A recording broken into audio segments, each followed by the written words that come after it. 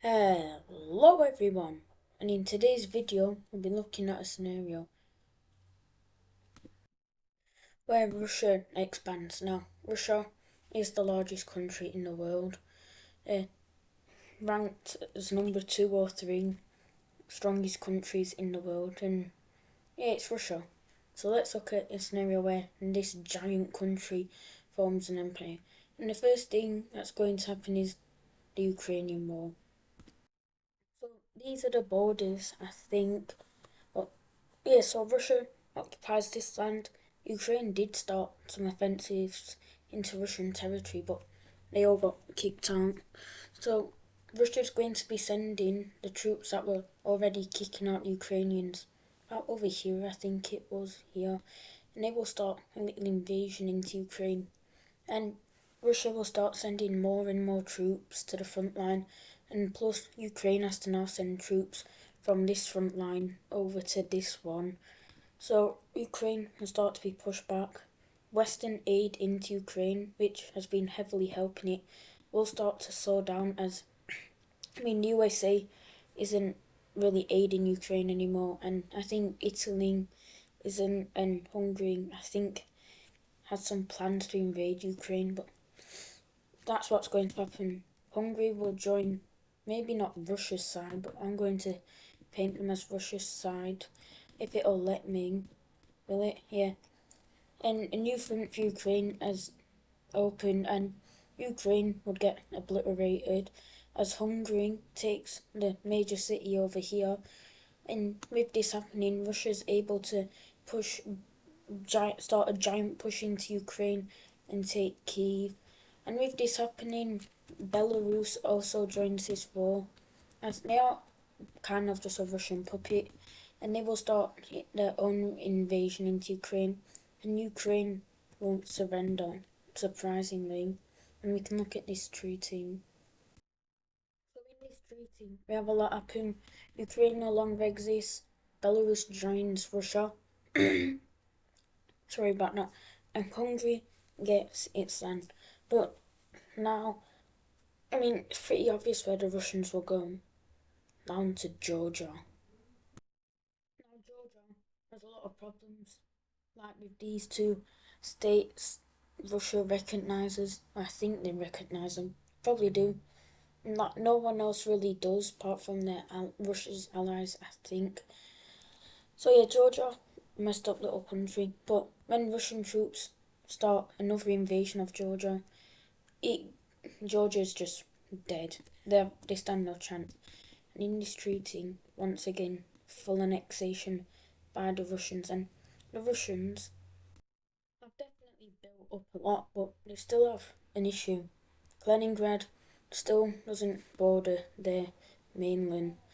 The Russians would really want them to, but there's a problem. The Baltics. Now, the Baltics are not strong at all, and Russia could easily wipe them out. But something happens.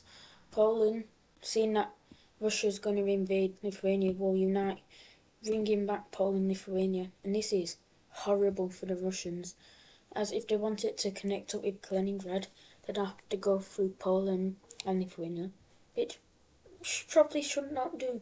But now we can look at the war between Latvia and Estonia against Russia. So we see Russian troops move into both countries, but something unexpected will happen. And let me just say, for these Empire videos, I haven't said this before, but NATO, the EU, and all those major alliances do not exist. If they did, Russia would only be wouldn't be able to go after the Baltic. So for these mapping videos, they just don't exist. Probably should have said that easy earlier, but something happens when Russia takes Tallinn. Western aid will start flowing into Latvia and Estonia, and so much aid flows in that Latvia is able to see some pushbacks, not a lot, but some, and in Estonia. But that Western aid isn't enough, as even if these countries had Western aid, one, they're still really weak, and two, Russia is really strong, really strong. Russia's insanely strong, and would easily wipe out both these countries with Western aid. Or at least I think they would. Yeah, they probably would. And in this peace treaty, no surprise, full annexation. So Russia now has access to the better access to the Baltic Sea, some of their old Soviet land back, but they still aren't able to connect up with Kaliningrad. And you could say they can just go in the water, but it'd just be easier if they connected up through land. But once again, invading Poland probably won't be so good. We'd probably win, but take a lot of manpower. And yeah, so instead of going after Poland, the Russians should go after some weaker countries. What better country to go after than Mongolia? Now Mongolia, it's really just nothing. Pretty much everything and everyone lives in their capital city, which is about right there, I think.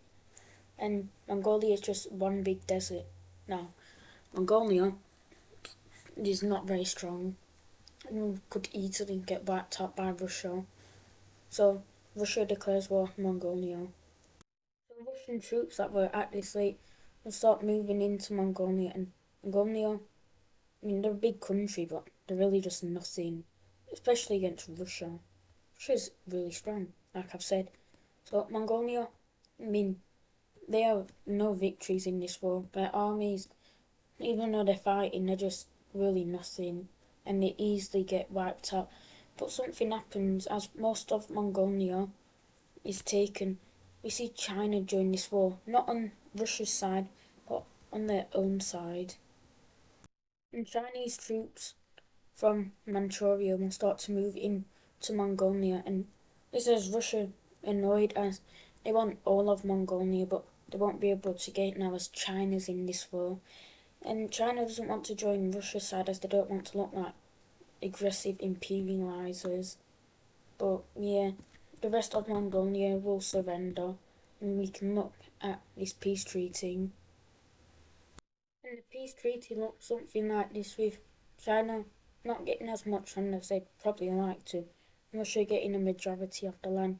But back over to, I guess, Eurasia, we see something happening. Russia will declare war on a lot of countries at once, and these countries are Finland, Kazakhstan, Azerbaijan, which also leads Turkey in this war, uh, Moldova, and finally Poland. You might think Russia's made a stupid decision. I mean, the blue team has Poland, Turkey, and Finland, and this kind of is a stupid decision. But Russia has something else, some allies that they can recruit themselves, and those allies are Armenia, Iran, no, Iran, and interestingly, Sweden. Now, Sweden joins this Russian alliance only to get land out of Finland as they want some of their old Swedish Empire land back. Now let's look at this war. Immediately, Russian troops move into the European parts of Kazakhstan, and Kazakhstan, although being ready for this war, is just really weak, as Kazakhstan's not a strong country at all, and all of their European lands is taken, and across their border, there'll be multiple invasions, and these invasions all go successful, as Kazakhstan is just nothing compared to Russia. And yeah, Kazakhstan will just get their something kicked. Over to Azerbaijan, Russian troops will also move into the country, and Armenia will take their exclave and move in along with Iranian troops. But the Russians did not expect Turkey to join this war, so the Turkish will have the upper hand for a bit. As they start to invade Russia, and with help from Georgian rebels, able to take all this land, and they will move into Armenia now. Turkey will have a head start at first, as of course Russia was not expecting them to join, and Poland will take all of Kaliningrad, and they will also start a little invasion, really making Russia think, how is Poland able to do this? As they were kind of ready for this war. They knew Russia was going to declare war on them. they've been waiting. And over in Finland, the Finns will connect up with this lake here and make a little invasion into Finland, a little. But Russian troops have finally arrived on these fronts and will start to push back. First of all, Moldova is captured, and Russian troops in the south will start moving up into Poland. Poland wasn't really expecting Russia to be able to invade them, so they will get close to Warsaw but aren't able to take the city. This does cause a large distraction on the front lines, so the Polish troops will be pushed back, but not fully out of Russia, but they will be pushed back. And Russian troops will also start to invade Lithuania, and yeah, they take a lot of land. Over in Sweden, the Finns were not expecting this, but with help from Russia, the Swedes are able to make a landing in Finland in the more populated areas. This leaves Finland destroyed. I mean, they get kicked out of Sweden, and it is very cold up here, but Sweden sends a lot of troops into this area somehow. I don't know how. And Russia does send some troops into Finland, but I'm underestimating Finland. So what are the Finns doing? After sending troops here, this little amphibious landing is kicked off the land and they push back the Swedes up here. And over in Russia, they make a giant spearhead, pretty much splitting Kolar off from the rest of Russia and taking it all, killing these Russian troops over here, showing no mercy. But down south, it's a different story. Russia is able to connect back up with, I guess, Kaliningrad and take all of Lithuania. And Poland at this point is just dying. Russia sent a lot of their military here, as Poland is one of the stronger countries in the blue team. But not the strongest, Turkey is, but they're one of the stronger ones. And after Warsaw is captured, Poland will start to crumble. They offer Germany some land if they join the war, and Germany will accept this. Germany will join this war if it will let me. Yeah, Germany joins the war. We have a new front for Poland. Poland's just, they're going to surrender. And this is great news for the Red Team, as Poland is one of their strongest countries and they've been wiped out. Now, Russian forces can move up to Finland and they start a small invasion, but this is mainly to distract the Finns in Kolar, as they want to push them out, as Finland has a lot of Russian land. So the Russians will start to push back, recapturing this lake.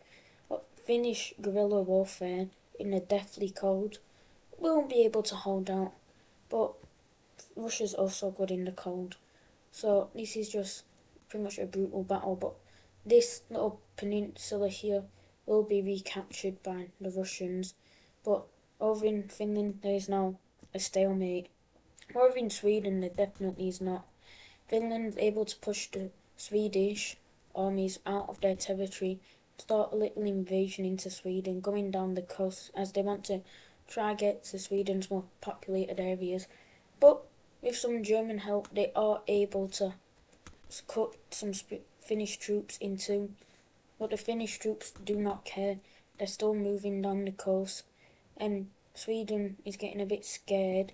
But these troops up here will die, and yeah, these little group here will start to get pushed back, but they will be able to hold out over here on the coast. So yeah, this will be a big distraction as these troops are able to hold out. But over to Finland, with some Swedish troops just being in this area, they restart the invasion of Finland. And it goes a lot better as they're able to spike down the coast.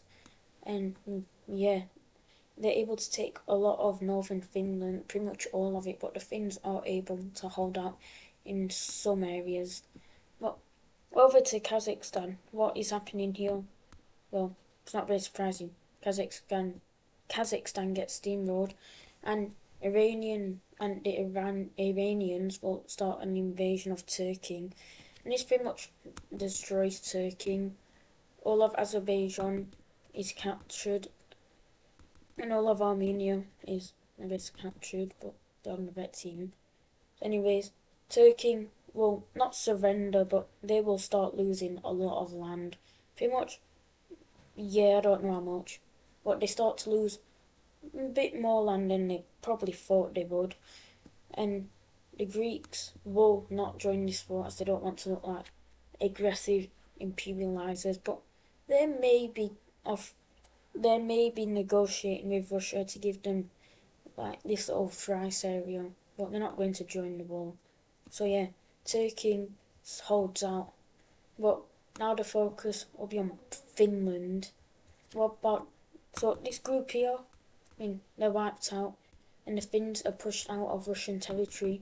With pretty much a three-front war happening, the Finnish are able to survive. All this northern land is captured, and with armies moving down from the north, Helsinki is captured in a very brutal battle. But Finland is cut off from the coast, and with this happening, they surrender. So it's just pretty much the not the world, but pretty much Europe and a bit of Asia versus Turkey, which doesn't last long. Turkey falls. We can look at this peace treaty. So in the peace treaty, this is what the map now looks like. A lot of things happen, like Finland no longer exists. It got split up between Russia and Sweden, not Finland. Finland, yeah. Germany gets some of its old land back. Moldova no longer exists, which I was going to have Romania join the blue team, but honestly, I don't think they would. I mean, they would because Moldova, but they'd get annexed, so they won't in this scenario. Greece somehow managed to convince Russia to let them have Thrace, but they're not able to get Istanbul or Constantinople. Armenia pretty much maybe quadrupled their size. They took all this Turkish land and a bit of Azerbaijan. Speaking of Azerbaijan, got partition between Armenia, Russia, and Iran. Iran doesn't get as much as they'd like to, so that kind of leaves a sour taste in their mouth. So yeah, and Kazakhstan is fully annexed and Poland no longer exists. And yeah, that will do it for today's episode. I hope you like it. Planning to do more Empire videos, as I've only done Germany, Peru, DRC, and now Russia. And the German and Peruvian videos were not even that good, so I'm thinking of redoing them in the future. But hope you've enjoyed it, and see you all next time.